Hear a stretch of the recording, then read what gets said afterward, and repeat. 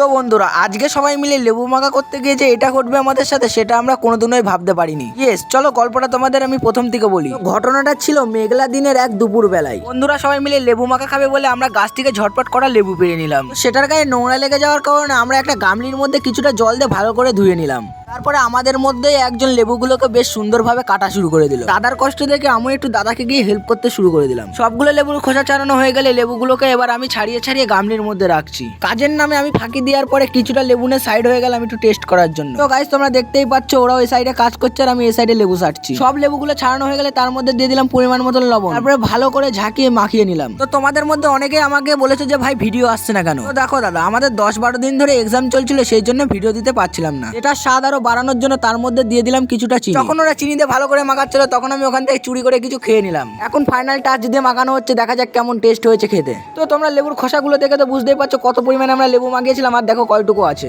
তোমরা কি জানো এই লেবুটার নাম কি? যদি জেনে থাকো তাহলে অবশ্যই কমেন্টে বলুন। আমি ততক্ষণ লেবু মাখা খেয়ে বাড়ি যেতে থাকি। তোমরা এরকম মিনি ব্লগসের জন্য চ্যানেলটিকে সাবস্ক্রাইব করো।